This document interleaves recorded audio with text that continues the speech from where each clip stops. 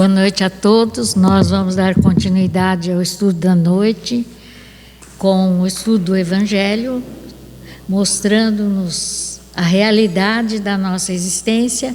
E por coincidência hoje nós trouxemos uma lição, uma história do livro O Porquê da Vida, que trata justamente dessas curiosidades que nós temos, por que nós estamos no planeta Terra, o que estamos fazendo, o que precisamos fazer para nos melhorar. Como já foi dito, nós já temos esse conhecimento, o que temos que fazer para nos melhorarmos, sermos bons. Essa é a recomendação maior, né? Mas ser bom num sentido amplo e geral, não no sentido restrito, onde a gente escolhe as pessoas. Para esse eu vou ser bom, para aquele não. Isso não é ser bom. Então, ser bom não é tarefa simples e fácil de executarmos, né? Então, a lição que eu trouxe é uma carta, né, de Leon Denis, que ele escreve sobre o estado da alma depois da morte. Na quarta carta, ele escreve várias cartas explicando sobre isso. Por que ele fez isso? Essa carta, né, de Lavater, ela foi escrita diretamente à Imperatriz Maria Foderwane, esposa do imperador Paulo I da Rússia. Porque exatamente eles tinham essa curiosidade, né, de saber o que aconteceria com as pessoas após a morte. Então, Lavater, escrevendo várias cartas, procura esclarecer a respeito disso. E eu trouxe uma das cartas. E é a quarta carta, que nos diz o seguinte: em minha última mensagem, venerável senhora, prometi enviar-vos a carta que um defunto escreveu a um amigo, habitante da terra. E essa carta, melhor do que eu, poderá agora esclarecer as minhas ideias sobre o estado de um cristão depois da morte do corpo. Torno, portanto, a liberdade de vou-las enviar. Julgai-a sob o ponto de vista que vos indiqueis e tende a bondade de fixar vossa atenção mais sobre o seu assunto principal do que sobre as minúcias particulares, embora tenha eu poderosas razões para supor que essas minúcias encerram verdades. Para melhor inteligência das matérias que me proponho a expor, julgo ser necessário fazer-vos notar que tenho quase certeza de que, apesar da existência de uma lei geral, eterna e imutável, de castigo e felicidade, cada espírito, segundo seu caráter, não só moral e religioso, mas também pessoal e oficial, terá de sofrer penas depois da morte do corpo, ou gozar de felicidades apropriadas às suas qualidades. Então, a condição, né, após o desencarne ou após a morte, depende de como vivemos nessa existência. Como já foi esclarecido, espíritos puros, né, eles não têm mais necessidade de reencarnar. Muitas vezes, por vontade própria, eles vêm em missão para nos ajudar, para nos mostrar como devemos vivenciar para que possamos obter esse lugar melhor.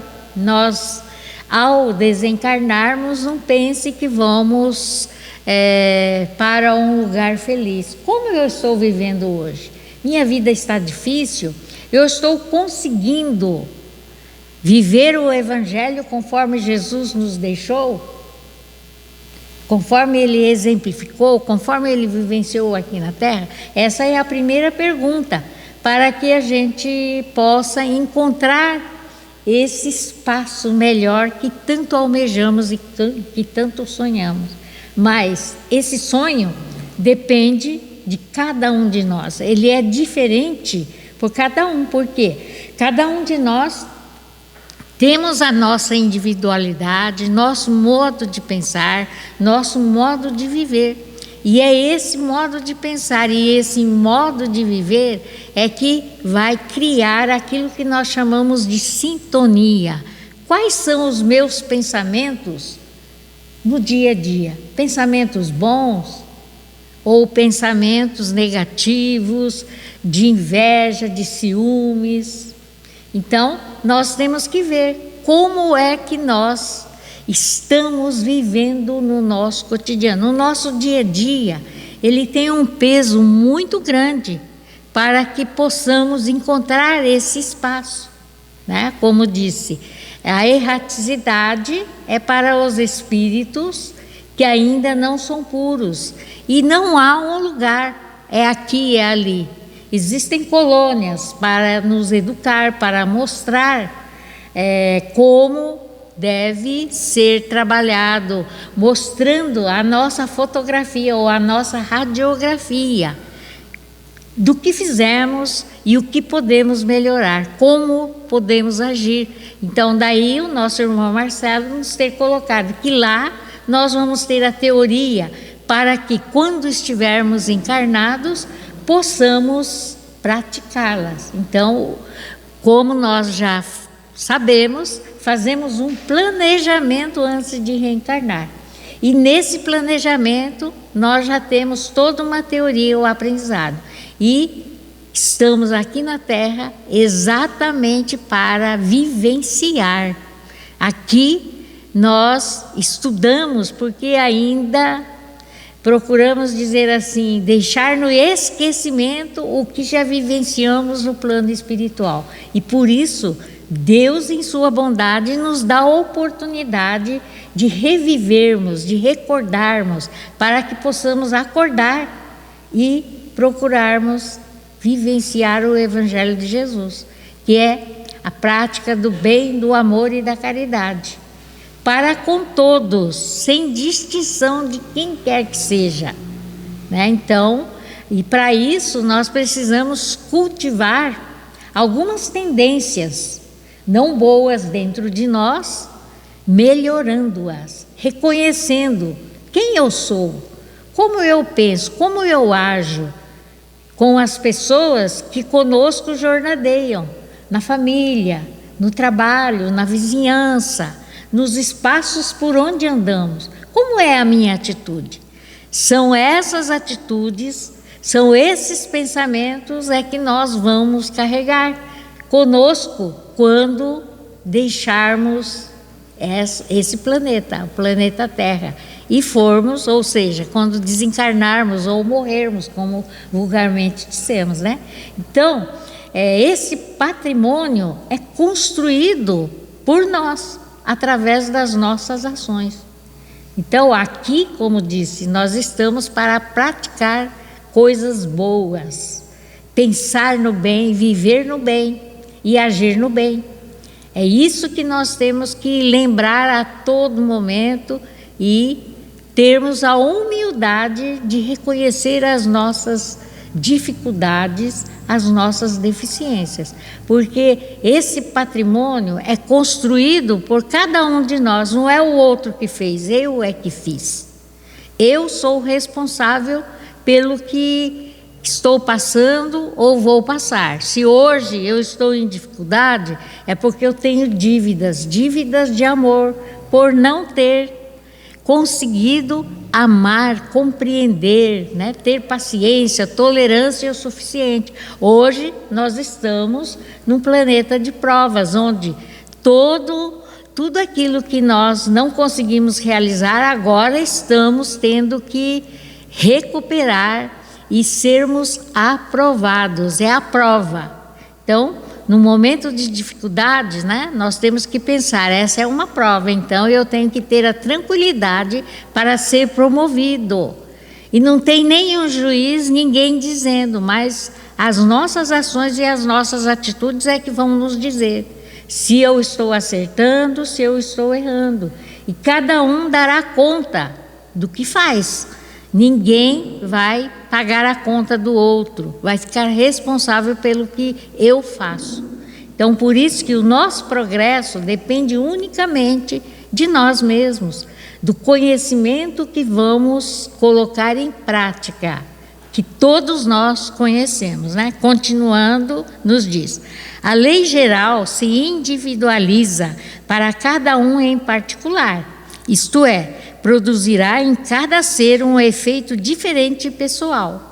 Então, não existe semelhança e igualdade. Cada um vai viver, né, no plano espiritual ou na erraticidade, que todos nós com certeza estaremos caminhando para esse espaço, né? Porque a erraticidade está aqui ao meu lado, e por isso que nós, de acordo com a nossa amizade, nosso pensamento, nós vamos sintonizando espíritos que pensam como nós, que agem como nós, né? Então, a atração é feita por nós, não é alguém que mandou, não. Eu mesma estou convidando, deixando a minha porta aberta para que espíritos não bons ou espírito bom se aproximem de mim. Como é que eu sei da aproximação desses espíritos? Né? Quando nós temos paciência, benevolência, compreensão, que tipo de espírito que está próximo de nós? Bons espíritos que estão torcendo por nós, o nosso anjo da guarda, que torce por nós. Mas quando nós temos um pensamento não bom, não é que ele nos abandona, mas ele fica de lado. Por quê? Cada um de nós tem o seu livre-arbítrio, e ele é livre para a escolha que vai fazer. Ninguém pode interferir, é pessoal. Então, não há como dizer, eu fiz porque fulano influenciou. Não, isso aí foi eu mesma, que pela minha falta de vigilância, né, agi dessa forma. Então, não tem um responsável, o único responsável é cada um de nós. Daí a importância daquilo que Jesus nos colocou, orai e vigiai. Esse orar e vigiar é exatamente porque quando nós estamos em constante prece, nós sempre conseguimos receber boas intuições. Agora, se eu me afasto da prece, né, do estado de prece, pensamentos ruins começam a chegar. Por quê? A minha sintonia está aberta. Então, é uma porta aberta onde todos podem chegar. E quem é que está dando permissão? Cada um de nós. Porque nós não estamos orando nem vigiando. Vigiando o quê? Ou seja, nós não estamos fazendo assim, selecionando o que é bom, o que é ruim. Tudo que vem, estou aí, né? Então, nós temos que ter bastante cuidado conosco mesmo, né? Contudo, presumível que o seu caráter substancial, pessoal e individual lhes dê um gozo ou sofrimento essencialmente diversos de um para outro espírito. Então, é diferente de um para o outro. Cada qual sofre de um modo especial, diferente do sofrimento dos outros, ou experimenta gozos que nem o outro pode sentir. Essa ideia que julgo verdadeira serve de fundamento às seguintes comunicações dadas pelos espíritos desencarnados a seus amigos da Terra. Então, os benfeitores espirituais nos alertam, né?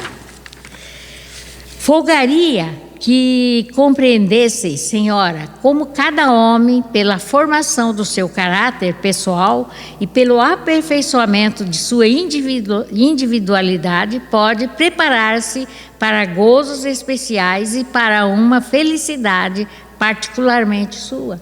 Então, né, o que nós vamos ser após o desencarne depende só de nós, não depende de ninguém. Depende do que nós fizemos enquanto encarnado, a nossa prova, seremos promovidos ou não, né? Como essa felicidade apropriada a cada indivíduo é a que todos os homens procuram ou ouvidam, embora todos tenham a possibilidade de alcançar e gozar, tomo a liberdade, venerando a Senhora, de vos rogar, com insistência, que vos digneis a analisar atentamente essa ideia, pois certamente não a julgareis inútil a vossa edificação e elevação para Deus. Então, né, Cada um de nós tem que refletir sobre a sua condição. Não tem ninguém que possa fazer isso, porque nós usamos, né, o corpo físico como máscara. Através do corpo físico, nós conseguimos esconder os nossos verdadeiros sentimentos. Então, o íntimo de cada um é só a pessoa mesma é que pode fazer essa reflexão. Então, daí a importância dessa convivência, do estudo em grupo, onde ninguém é melhor do que ninguém. Todos nós temos as nossas deficiências, estamos aqui justamente para aprendermos juntos. É um ajudando o outro. Não é condenando nem julgando ninguém, né? Porque a nossa condenação, o nosso juízo está dentro de cada um de nós. Nós mesmos nos condenamos pelas nossas ações e nossas atitudes. Então, isso é a lei, né, imutável. Ninguém julga ninguém. Nós mesmos somos os juízes de nós. E por isso que, né, nós, quando morremos, nos decepcionamos. Porque nós não refletimos sobre nós mesmos, não analisamos as nossas condições, o que eu tenho feito, como eu tenho agido. E para finalizar, né, nos diz: Deus se colocou igualmente e dispôs o universo no coração de cada ser humano. Quando nós encarnamos, cada um de nós recebeu essa centelha divina, né? Então todos nós temos esse ser divino dentro de nós e estamos aqui na prova para que essa centelha divina se ilumine, né? Faça-se luz. Como é que nós vamos fazer essa luz? Através das nossas ações, do modo em que vamos encarar as nossas condições, nos melhorando moralmente, né? Todo homem é um espelho particular do universo e do seu Criador. Então, nós temos Deus dentro de nós. Mas o que nós vamos mostrar? Que figura nós vamos mostrar? Né? Será que nós vamos mostrar essa bondade que Deus amorosamente tem tratado a todos nós? Como vai ser essa expressão que teremos diante desse espelho? Empreguemos, pois, todo o nosso esforço em conservar esse espelho tão puro quanto possível, para que Deus possa ver-se refletido na sua bela criação. Então Deus criou todos nós, né, belos, perfeitos, embora tenhamos o nosso histórico da imperfeição moral, mas Ele, acreditando em cada um de nós, nos oferece essa oportunidade para que nessa grande escola chamada Planeta Terra possamos melhorar a nossa imagem.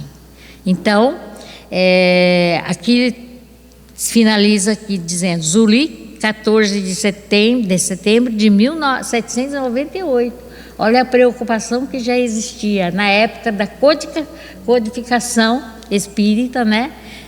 Já fazia-se essa reflexão, e o estudo foi feito por João Gaspar Lavater. Bom, para dar continuidade, nós trouxemos uma lição do Evangelho segundo o Espiritismo, de Kardec, o capítulo 3, que fala sobre: na casa do meu pai tem muitas moradas. O item 2 e 3, que nos diz o seguinte: a casa do pai é o universo. As diferentes moradas são mundos que circulam no espaço infinito e oferecem aos espíritos que neles encarnam moradas correspondentes ao adiantamento dos mesmos espíritos. Então, o universo, que é o espaço todo, né, é onde existem as diferentes moradas. Não existe assim, um espaço dizer, aqui é isso, aqui é aquilo. Não. Todos os espíritos estão no espaço ao nosso redor, né? Então, uma vez eu vinha ao estudo aqui e tinha poucas pessoas. Aí eu, muito assim, em vez de ficar quieta, né, fui e perguntei: nossa, não poderia esperar mais 5 minutos? Porque tem poucas pessoas. Aí me responderam: de encarnado poucos, mas desencarnado não está cabendo. Então, as lições que aqui são trazidas não é só para os encarnados, mas para os desencarnados, que nós mesmos trazemos, que são legião, né? Jesus já usava sempre esse termo de legião, porque cada um de nós trazemos conosco legião de desencarnados, porque os desencarnados estão aqui no espaço, ao nosso redor, nós não o vemos, mas eles estão entre nós. Não está num lugar específico, está neste mundo, ocupando esse espaço. E por isso que diz que não há espaço vazio, porque todos os espaços estão ocupados pelos espíritos. Nós somos, enquanto encarnados, somos almas, né? E quando desencarnamos, nós somos espíritos, e os espíritos estão em toda parte. Independente da diversidade dos mundos, essas palavras de Jesus também podem refletir-se ao estado venturoso ou desgraçado de espírito na erraticidade. Então, na erraticidade, que é esse espaço como um todo, os espíritos podem estar, né, felizes ou infelizes. Vai depender da condição de cada espírito que desencarnou. Conforme se ache este mais ou menos depurado e despreendido dos laços materiais, variarão ao infinito o meio em que ele se encontre, o aspecto das coisas, as sensações que experimente, as percepções que tenha. Então, né, quanto menos materializado nós estivermos, mais avançado, né, estaremos no plano espiritual. Por quê? Porque nós já conseguimos compreender, né, que o que importa é a nossa condição moral. Naturalmente, enquanto encarnado, temos as necessidades básicas, temos que cumpri-las. Não é por isso que agora vamos deixar de trabalhar, de ter as coisas, porque isso faz parte do trabalho cotidiano. E para continuarmos vivos, né, precisamos dessa matéria. A matéria é a condição para que nós possamos viver, né, aprendendo ou nos melhorando. Mas a matéria não é um fim em si. O que é o fim em si é aquilo que aprendemos moralmente, porque este é o patrimônio que nós iremos levar. Patrimônio bom ou ruim? Que patrimônio eu estou construindo? E esse patrimônio é medido pelas nossas ações, pensamentos, palavras e obras, né? Enquanto uns não podem afastar da defesa da esfera onde viveram, outros se elevam e percorrem o espaço e os mundos, e enquanto alguns espíritos culpados erram nas trevas, os bem-aventurados gozam de resplandente claridade e do espetáculo sublime do infinito. Finalmente, enquanto o mal atormentado-se de remorsos e pesares, muitas vezes insulados, sem consolação, separado do que constituem objeto de suas afeições. Pena sob o guante dos sofrimentos morais, o justo em convívio com aqueles a quem ama, flui as delícias de uma felicidade indizível. Também nisso, porquanto há muitas moradas, embora não circunscritas nem localizadas, diferentes categorias de mundo habitado. Então, existe espaço para todos, mas não tem um local específico. Como disse, né? É de acordo com o nosso estado da alma, ou seja, de acordo com o patrimônio moral que construímos, é que nós nos localizaremos. Não é Deus, não tem ninguém que vai dizer você vai para cá, você vai para lá. É de acordo com o patrimônio moral que construímos. E para isso estamos aqui, nessa grande escola, para fazermos, né, colocar em prática os ensinamentos de Jesus. No item 3, nos diz o seguinte: do ensino dado pelos Espíritos, resulta que muito diferentes uma das outras são as condições dos mundos, quanto ao grau de adiantamento ou de inferioridade dos seus habitantes. Então, né, esses espaços onde estão vai depender tudo da condição moral de cada indivíduo ou de cada pessoa. Entre eles, há os em que estes últimos são ainda inferiores ao da terra, física e moralmente, outros da mesma categoria que o nosso e outros que lhe são mais ou menos superiores a todos os respeitos. Então, nós vemos que existem ainda, né, mundos mais inferiores que nós. E depois somos os habitantes do planeta Terra e depois os mundos felizes, né, que são os espíritos puros ou perfeitos, como já disse, que não tem necessidade de reencarnar. E nós, ainda pela nossa imperfeição, precisamos reencarnar. E para isso nós ficamos na erraticidade até recebermos uma nova oportunidade de nova reencarnação. À medida que esta se desenvolve, diminui a influência da matéria. Nos mundos inferiores, a existência é toda material. Reinam soberanas as paixões, sendo que quase nula a vida moral. À medida que esta se desenvolve, diminui a influência da matéria, de tal maneira que nos mundos mais adiantados, a vida é, por assim dizer, toda espiritual. E é nesse patamar, né, que nós precisamos evoluir, progredir. E isso é feito de uma forma lenta, né? Porque nós ainda, pela dureza dos nossos corações, não conseguimos compreender a necessidade desse avanço. Quando chegamos aqui no planeta Terra, recebendo a oportunidade da reencarnação, em vez de despertarmos as boas tendências, ao contrário, nós vamos exatamente atrás das tendências negativas, do orgulho, egoísmo, vaidade, inveja, ciúmes, maledicência, né? Vícios morais tão difíceis de serem vencidos. Mas quando tomarmos a consciência de que estamos aqui na prática para aprendermos a superar essas dificuldades, nós vamos nos esforçar para fazer essa conquista. E para isso, precisamos estar dotados de boa vontade, do esforço, de perseverança, na certeza de que esses são os bens que nós devemos cultivar, vencendo os males que estão arraigados ainda dentro de nós.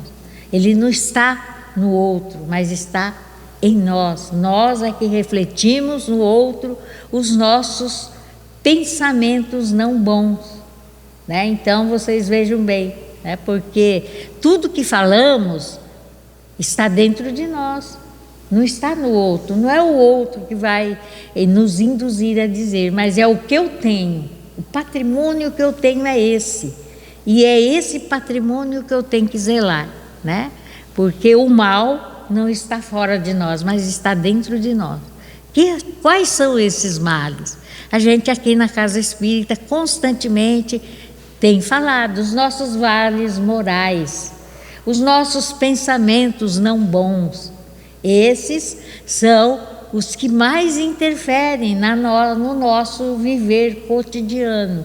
E aí a gente fala assim: mas um mau espírito está me influenciando. Mas quem é que está deixando a porta aberta para que esses espíritos cheguem até nós? A responsabilidade é de cada um.